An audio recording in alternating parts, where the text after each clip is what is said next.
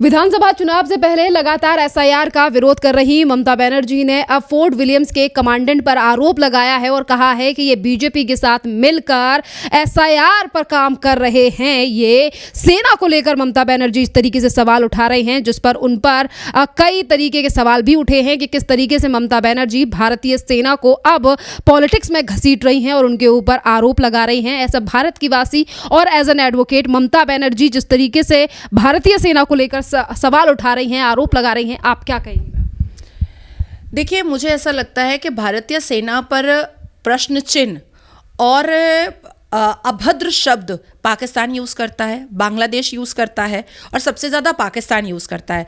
तो संविधान का शपथ लेकर के मुख्यमंत्री के चेयर पर बैठने वाली माननीय मुख्यमंत्री पश्चिम बंगाल की, जिनके नाम से नरमी ज़रूर एहसास होता है पर नरमी ज़र्रा बराबर भी नहीं है, एकदम पाकिस्तानी भाषा इस्तेमाल कर रही हैं और भारत की सेना पर वो प्रश्न चिन्ह उठा रही हैं। मैं पूछना चाहती हूँ पश्चिम बंगाल की माननीय मुख्यमंत्री ममता बनर्जी साहिबा से कि एसआईआर का विरोध कर रही हैं और घुसपैठियों का समर्थन कर रही हैं। जो घुसपैठिया बॉर्डर के पास जाकर के बैठे हुए हैं कंबल और टोपी पहन करके और कह रहे हैं कि अब हमें जाना पड़ेगा, नहीं तो डिटेक्ट करके डिटेंशन में भेजा जाएगा और फिर यहाँ के वोटर आईडी कार्ड से डिलीट किया जाएगा, तो हम उससे अच्छा है कि हम चले जाएं। तो क्या वो भी झूठ बोल रहे हैं या भाजपा के प्रेशर में बोल रहे हैं? दूसरी बात आती है कि अब तक एसआईआर ने, बहुत ही महत्वपूर्ण बात है कि अब तक एसआईआर ने मोर देन 58 लाख वोटर्स को चिन्हित करके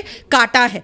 लेकिन क्या पश्चिम बंगाल में सिर्फ 58 लाख ही वोटर है जिनको काटना चाहिए? 113 जूट मिल में जो ऑपरेशनल 47 जूट मिल हैं उसमें 90% घुसपैठिया बांग्लादेशी काम कर रहे हैं। जूट मिल का डेली वेजेस जो होता है वो 680-780 के बराबर होता है। तो चिन्हित किया जाए कि 47 ऑपरेशनल जूट मिल जो पश्चिम बंगाल में ऑपरेशनल हैं उसमें 180 रुपए का स्लिप कैसे कट रहा है? वो कौन लोग हैं जो 180 रुपए डेली वेजेस ले करके एक्सेप्टेबल हैं और एक्सेप्ट कर रहे हैं? इसका मतलब है कि वो घुसपैठिया हैं। नमस्कार। उत्तर प्रदेश की योगी आदित्यनाथ की सरकार विकास के साथ विरासत को भी संजोने का काम कर रही है। उत्तर प्रदेश में जिस तरह से वर्ल्ड क्लास आज आप देख रहे हैं कि एक्सप्रेसवे, हाईवेज, एयरपोर्ट और स्वास्थ्य की सेवाओं के लिए अस्पतालों का जो निर्माण हो रहा है, उसके साथ साथ योगी आदित्यनाथ की सरकार इस बात का भी ध्यान रख रही है कि जो उत्तर प्रदेश के धार्मिक स्थल हैं, पुरातन किले हैं, यहां तक कि जो पीपल और बरगद के 100 साल से अधिक पुराने वृक्ष हैं, उनको भी कैसे संजो कर रखा जाए, इसका पूरी तरह से ध्यान रखा जा रहा है। यानी योगी आदित्यनाथ का जो उत्तर प्रदेश का विकास है, उसके साथ साथ विरासत को भी संभाल के रखने का प्रयास योगी आदित्यनाथ की सरकार कर रही है। अयोध्या राम जन्मभूमि में आप देखिए कि जहां वर्ल्ड क्लास इंटरनेशनल एयरपोर्ट बना है, रेलवे स्टेशन को विकास किया गया है और जिस तरह से वहां इंफ्रास्ट्रक्चर खड़ा किया गया, उसके कारण से पिछले साल वहां पर आने वाले पर्यटकों का धार्मिक स्थल पे दर्शन करने के लिए वो जो संख्या थी, उसने सभी रिकॉर्ड तोड़ते हुए लगभग 1.25 करोड़ लोग वहां पिछले वर्ष आए। अंदाजा इसी से लगाइए कि इसी कड़ी में प्रयागराज में कुंभ लगा और उस महाकुंभ ने वर्ल्ड रिकॉर्ड बनाया। किस तरह की व्यवस्थाएं की गई, जिसमें करोड़ों लोगों ने संगम में डुबकी लगाई, उसके लिए जो व्यवस्था की गई थी वो वर्ल्ड क्लास थी। इसी तरह से काशी, वृंदावन और मथुरा, इसका विकास किया जा रहा है।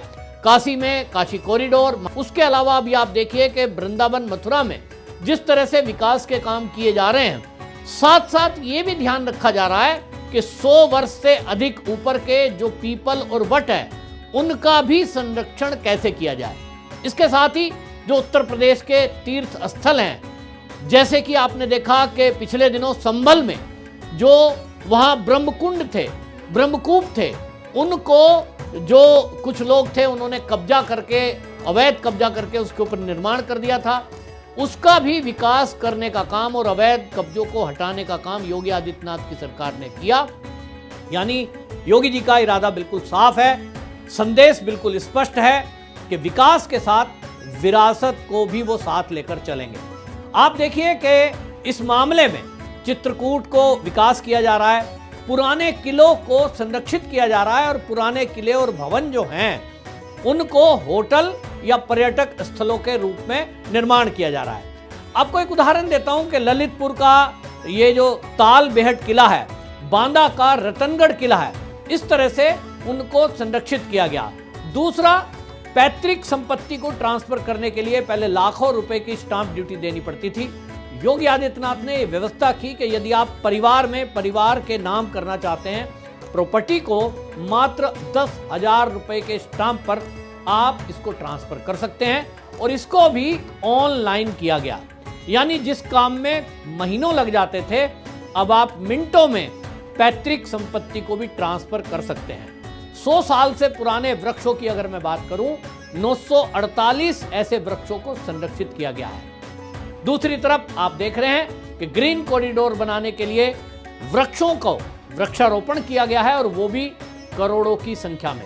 तो योगी आदित्यनाथ की सरकार इरादा बिल्कुल स्पष्ट है कि उत्तर प्रदेश का जहां $1 ट्रिलियन इकोनॉमी बनाने के लिए इंफ्रास्ट्रक्चर खड़ा करना है, विकास करना है, वहीं अपनी विरासत को भी धरोहर के रूप में साथ लेकर चलना है। एसआईआर क्यों नहीं पश्चिम बंगाल में जितने भी जेल है वहां एंट्री मार रही है? क्योंकि जेल में भी रख करके बेल बॉन्ड दिलवाया जाता है घुसपैठियाओं को।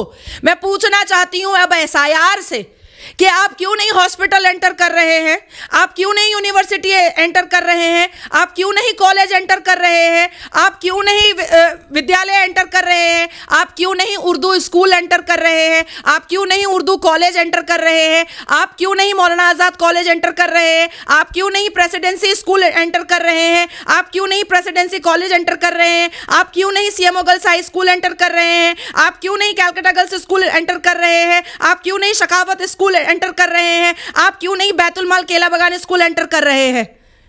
आपको वहां भी घुसपैठिया मिलेगा। इसी के साथ साथ मेरा मैम एक और सवाल है कि अभी कुछ दिन पहले ग्रीन फाइल और आईपैक को लेकर तमाम मामला उठा, हाई कोर्ट से लेकर सुप्रीम कोर्ट में दोनों तरफ से याचिकाएं लगाई गई। इसी बीच कल ममता बनर्जी ने देश के सर्वोच्च न्यायालय के सीजीआई से कहा कि सीजीआई को दी पश्चिम बंगाल के संविधान और लोकतंत्र की रक्षा करने की जरूरत है, क्योंकि एजेंसियां लोगों को बदनाम कर रही हैं। सवाल यह है, क्या वाकई में पश्चिम बंगाल में लोकतंत्र और संविधान है? आप भी पश्चिम बंगाल से देखिए, मुझे ऐसा लगता है कि सीजीआई को इस जवाब को देने से पहले बहुत सारे जवाब देने पड़ेंगे। फिर चीफ जस्टिस ऑफ भारत को ये भी सुओ मोटो एक्शन लेना पड़ेगा जिस हिसाब से ईडी का लैपटॉप चोरी किया ममता बनर्जी ने। एक मुख्यमंत्री होते हुए भी वो चीफ मिनिस्टर के सारे प्रोटोकॉल और सारे सिक्योरिटी को लेकर के वो एक प्राइवेट आईपैक सेक्टर में पहुंच जाती हैं और वहां से गवर्नमेंट ऑफ वेस्ट बंगाल की फाइलें उठा करके लाती हैं। सवाल तो सीजीआई को ये भी करना पड़ेगा ममता बनर्जी से कि एक प्राइवेट कंपनी में गवर्नमेंट ऑफ वेस्ट बंगाल की फाइल कर क्या रही थी। सवाल ये भी करना पड़ेगा कि जब आप एक पार्टी की अध्यक्ष होकर के सिर्फ उस प्राइवेट कंपनी में जाकर के घुसी और चोरी करना स्टार्ट की, तो फिर आपने मुख्यमंत्री का प्रोटोकॉल और मुख्यमंत्री का आपने सिक्योरिटी क्यों इस्तेमाल किया। सवाल यह भी करना पड़ेगा चीफ जस्टिस ऑफ भारत को ममता बनर्जी से कि आपने अमित शाह गृह मंत्री को और प्रधानमंत्री को हजारों बार गालियां दी हैं और कोसा है, तो वो आप क्यों कर रही हैं। सवाल यह भी करना पड़ेगा चीफ जस्टिस ऑफ भारत को ममता बनर्जी से कि आपने यूसीसी का विरोध किया, इसका मतलब है कि आप संविधान और भीमराव अंबेडकर जी के आर्टिकल 44 का विरोध कर रही हैं, तो ये अनुमति आपको किसने दी, ये अथॉरिटी की पोजीशन आपको किसने दी। सवाल करना हमारा हर किसी का डेमोक्रेटिक राइट है, पर वो सवाल कोर्ट में कितना टिकेगा इसको जानना और समझना बहुत मुश्किल है। हवाबाजी में लोग 1 घंटे का वीडियो बना सकते हैं, हवाबाजी में लोग 10 प्रेस वाले को बुला करके कुछ भी बोल सकते हैं, हवाबाजी में लोग किसी को भी डिफेम और मलाइन कर सकते हैं, लेकिन जब मामला कोर्ट में पहुंचता है तब पैंट में मुंहते कोई, तब मजा आता है हम जैसे वकीलों को। 24 जनवरी यानी कि उत्तर प्रदेश दिवस, वो दिन जब हम अपनी जड़ों को सलाम करते हैं और अपने सपनों को नई उड़ान देते हैं। ये सिर्फ एक तारीख नहीं, बल्कि ये हमारा गौरव है, हमारा संकल्प है। जड़ों से जुड़ा प्रदेश सपनों की रफ्तार में उत्तर प्रदेश दिवस की पहल योगी सरकार ने की। 24 जनवरी 2018 को पहले पहली बार ये दिवस मनाया गया और तब से हर साल मुख्यमंत्री योगी के नेतृत्व में भव्य आयोजन किए जाते हैं। लेकिन इस साल इतिहास बनाया जा रहा है। पहली बार पूरे देश में एक साथ उत्तर प्रदेश दिवस के कार्यक्रम और थीम विकसित भारत विकसित उत्तर प्रदेश। प्रदेश का उत्सव, राष्ट्र का संदेश। एक तरफ काशी की घाटें, अयोध्या का राम धाम, दूसरी तरफ दुनिया की सबसे तेज एक्सप्रेसवे, ग्लोबल इन्वेस्टमेंट, स्टार्टअप का बूम।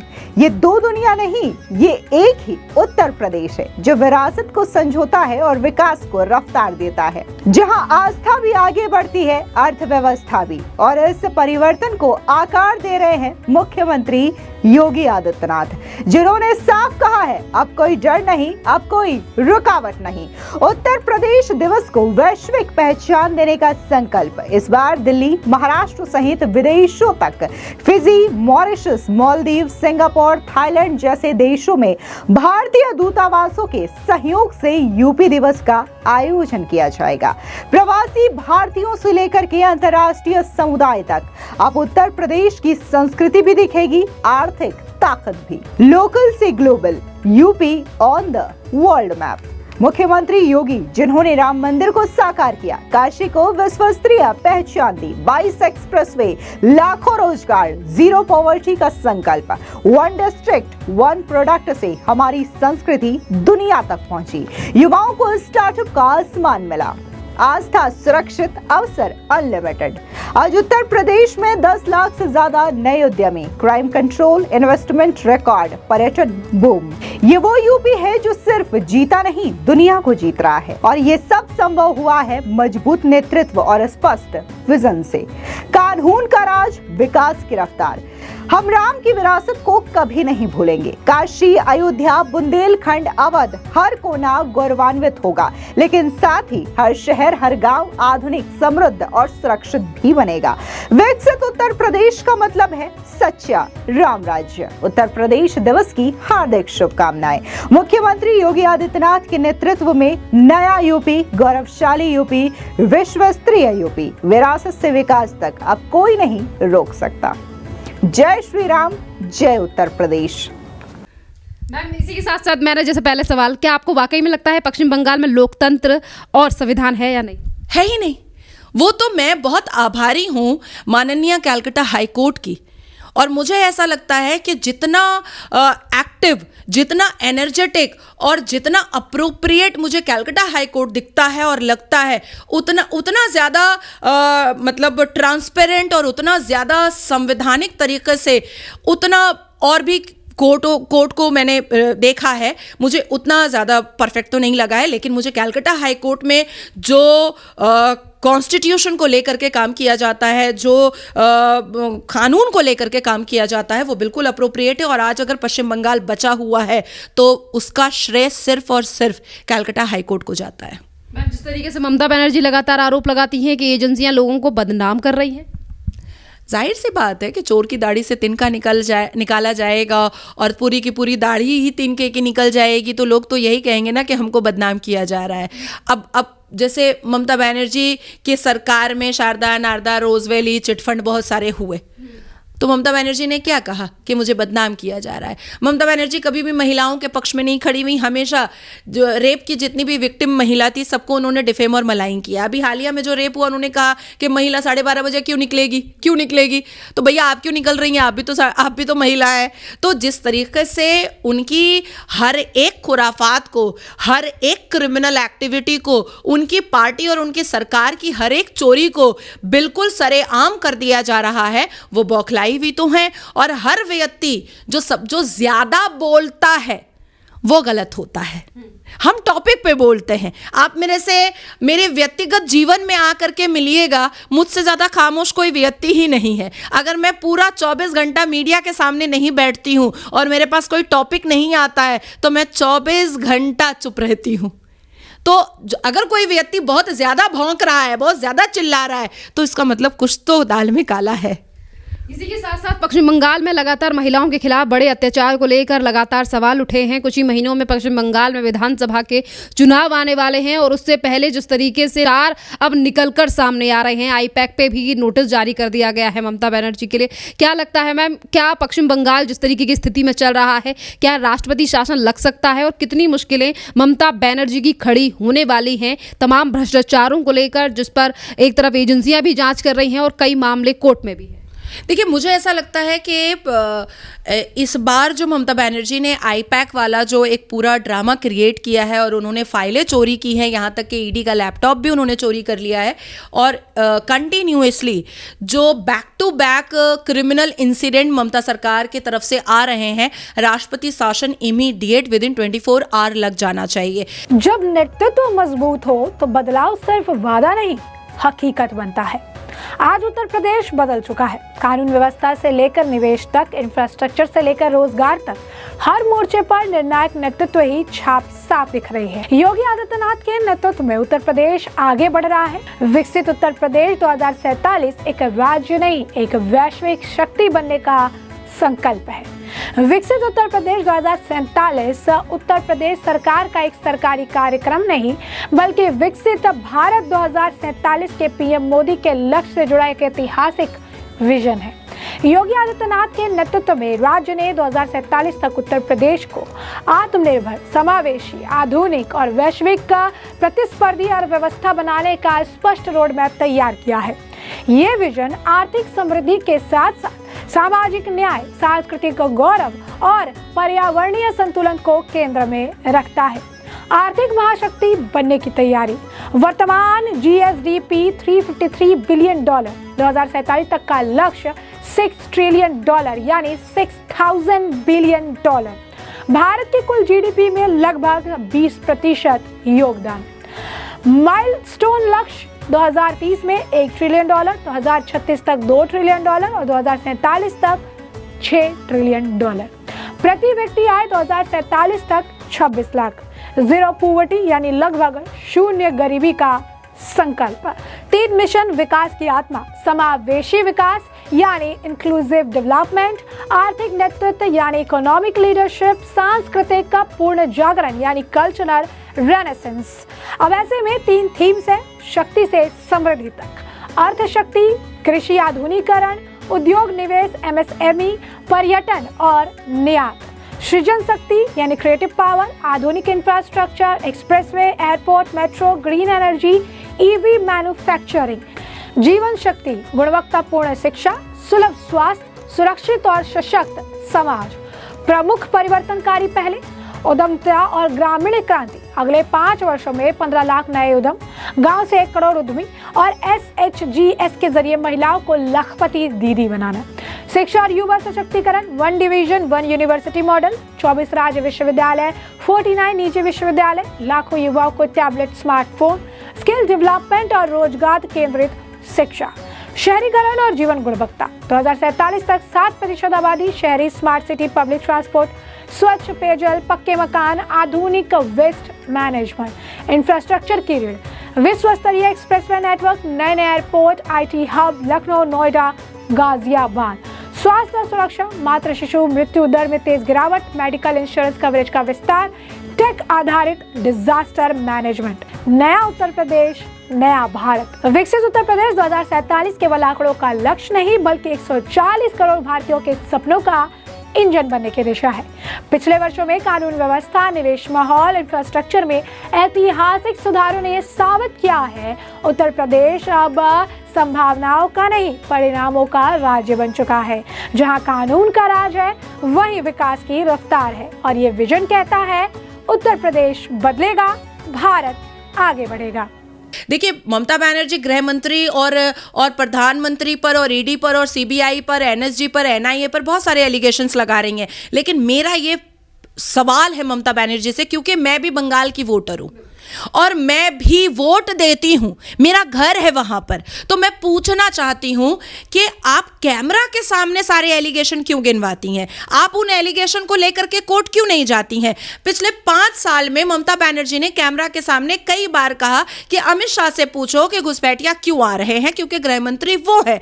जैसे ही यह मामला कोर्ट में गया, अमित शाह जी ने पूरा का पूरा डिटेल दिया कि हमने फेंसिंग के लिए ये पैसे दिए थे, ममता सरकार हमें जमीन नहीं दे रही है और सीआईएसएफ को, बीएसएफ को, बॉर्डर सिक्योरिटी फोर्स को वो जमीन दे नहीं रही है, तो फेंसिंग होगा कैसे? अब ममता सरकार इस बारे में चुप है।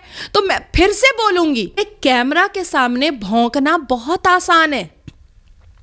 अगर आपको लगता है कि सेंट्रल गवर्नमेंट गलत कर रहा है और आपको बदनाम करने की कोशिश कर रहा है, कोर्ट का दरवाजा खुला है, जाइए और प्रूफ के साथ सामने रखिए।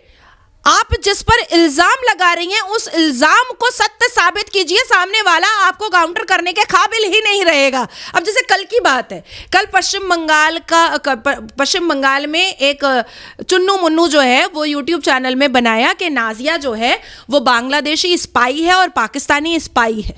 मुझे बहुत हंसी आई, मैं रात में खूब हंसी, 12 बजे रात में। अब 2-4 लोग मेरे घर पे बैठे हुए थे, वो बोले नाजिया आप इतना क्यों हंस रही हैं? मैंने कहा ये वीडियो देखिए, ये 10 लोग ये लोग कह रहे हैं कि मैं बांग्लादेश की और पाकिस्तान की स्पाई हूं। तो अब आप मुझे बताइए कि कैमरा के सामने बोलने से कुछ प्रूफ होगा? उठो, नियरेस्ट पुलिस स्टेशन में जाओ, वहां एफआईआर करवाओ और पुलिस को बोलो, ए मेरे पास प्रूफ है, नाजिया बांग्लादेशी और पाकिस्तानी स्पाई है, मैं प्रूफ दे रहा हूं, तुम उसको अरेस्ट करो। अगर पिछाड़ में ताकत है तो ये करके दिखा, और 10 तब कोई बात नहीं है। तो उसी तरीके से मैं बहुत एहतराम करती हूं, बहुत रिस्पेक्ट करती हूं, मेरी भी मुख्यमंत्री हैं वो, और हमने अपनी अपब्रिंगिंग में रिस्पेक्ट बहुत सीखा है। तो और क्योंकि मैं तो ममता बनर्जी के साथ रही हूं भाई, मैंने तो ममता बनर्जी के साथ आदरणीय प्रधानमंत्री को मैंने कर्ज किया है, पुतला जलाया है, ममता बनर्जी के साथ खड़े होकर के मोदी हटाओ देश बचाओ का नारा लगाया है। इतना क्या बदलाव आया कि फिर आप ममता बनर्जी को छोड़कर इस तरफ? नहीं, देखिए, भारत देश में कोई भी मुख्यमंत्री अगर संविधान के विपरीत जाएगा, संविधान के खिलाफ जाएगा, प्रभु राम के खिलाफ जाएगा, भारत माता के खिलाफ जाएगा, अखंडता के खिलाफ जाएगा, सनातन के खिलाफ जाएगा, तो मुझे ऐसा पद पोजीशन और ऐसा मुख्यमंत्री का साथ नहीं चाहिए। मैं ऐसे ही ठीक हूं। तो यही कारण था कि आपने टीएमसी और ममता बनर्जी से? बिल्कुल यही कारण था। जिस हिसाब से वो हिंदुत्व के खिलाफ थी, जिस हिसाब से वो सनातन के खिलाफ थी, जिस हिसाब से वो गुंडाइज्म को और गलत चीज़ों के समक्ष थी, घुसपैठ के समक्ष थी, वो हर घुसपैठियों के मसीहा बनने की कोशिश कर रही थी, वो प्रभु राम के खिलाफ थी। ऐसे सिचुएशन पर मैं वहां पर सफोकेट कर रही थी, मुझे लग रहा था मेरा गला घोटा जा रहा है, इसलिए मैं निकल गई। हो सकता है कि जिस तरीके से उन्होंने चड्डी मड्डी वाली की नुसरत रूही जहान जैन को मेंबर ऑफ पार्लियामेंट बनाया, मुझे भी बनाती, क्योंकि मैं तो ममता बनर्जी के साथ मंच पर रहती थी। मैंने लात मारा, मैंने टिकट को, टीएमसी के टिकट को, टीएमसी के पद को, टीएमसी के प्रोफाइल को, टीएमसी के पैसे को, टीएमसी के मान को, टीएमसी के सम्मान को लात मार के मैंने 4 जनवरी 2018 को भाजपा ज्वाइन किया, और आज मैं अपने आप को सनातनी मुसलमान फक्र से और गौरव से कहती हूँ। बहुत बहुत धन्यवाद मैम। 3 जनवरी से 15 फरवरी महाशिवरात्रि तक चलने वाला माघ मेला प्रयागराज में आयोजित किया गया है। 44 दिनों का ये भव्य आयोजन है, जहां आस्था, परंपरा और आधुनिक व्यवस्था एक साथ दिखाई देती है। महाकुंभ 2025 की तर्ज पर आयोजित यह मेला करोड़ों श्रद्धालुओं के लिए सुरक्षित, सुव्यवस्थित और ऐतिहासिक अनुभव बन रहा है। संगम पर स्नान, दान, तप और कल्पवास। लाखों श्रद्धालु संगम तट पर पवित्र स्नान, दान, तप और कल्पवास के लिए पहुंचते हैं। मकर संक्रांति, मौनी अमावस्या और महाशिवरात्रि जैसे प्रमुख स्नान पर्व इस मेले को आध्यात्मिक शुद्धि और सनातन परंपरा का केंद्र बनाते हैं। एआई सुरक्षा, ड्रोन निगरानी, जीरो वीआईपी। योगी सरकार ने सुरक्षा को सर्वोच्च प्राथमिकता दी है। 400+ एआई कैमरे, ड्रोन से 24/7 निगरानी, integrated commander centre, UP ATS commando की तैनाती, प्रमुख स्नान पर्वों पर कोई वीआईपी प्रोटोकॉल नहीं, श्रद्धालु पहले, व्यवस्था सबसे पहले। स्वच्छ मेला, स्वच्छ संगम, 3300 प्लस सफाई कर्मी, हजारों आधुनिक शौचालय, अस्थायी एसटीपी प्लांट, सफाई मित्रों के लिए विशेष कॉलोनी, गंगा की स्वच्छता और पर्यावरण संरक्षण, योगी सरकार की स्पष्ट प्रतिबद्धता। 9 प्रोटून ब्रिज, 42 विशाल पार्किंग स्थल, मेडिकल कैंप और एम्बुलेंस, आयुर्वेदिक और होम्योपैथिक अस्पताल, माघ मेला सर्विस ऐप, रास्ता, पार्किंग की सुविधाएं, सब कुछ डिजिटल कर दी गई है। दिव्य भव्य नव्य माघ मेला, तो 7 सेक्टर, 7 ऊर्जा चक्रों के रंग, आधुनिक लाइटिंग, बारकोड आधारित प्रबंधन प्रणाली, परंपरा के साथ आधुनिक टेक्नोलॉजी का संगम है। कल्पवास, ओडीओपी और आत्मनिर्भर यूपी, कल्पवासियों के लिए विशेष व्यवस्थाएं, ओडीओपी उत्पादों का बाजार और स्थानीय कारीगरों को सीधा लाभ। माघ मेला बना आस्था के साथ आर्थिक सशक्तिकरण का मंच। मैदान में खुद सीएम योगी आदित्यनाथ ने बार बार मेला क्षेत्र का दौरा किया, तैयारियों की समीक्षा की, गंगा पूजन और संगम स्नान भी किया है। माघ मेला सनातन परंपरा, सुरक्षा, सुव्यवस्था का आदर्श बने। मौनी अमावस्या आज है और मौनी अमावस्या पर उमड़ा जन सैलाब। तो आज मौनी अमावस्या के अवसर पर लाखों श्रद्धालुओं ने संगम में पवित्र स्नान किया। श्रद्धालु और युवतियां खुलकर कह रही हैं, व्यवस्थाएं पहले से कई ज्यादा बेहतर है। कुल मिलाकर माघ मेला प्रयागराज 2026 योगी सरकार के सुशासन, सुरक्षा और सेवा भावना का जीवंत उदाहरण बन चुका है। आस्था प्लस आधुनिक प्रबंधन इक्वल्स टू योगी मॉडल। हर हर गंगे।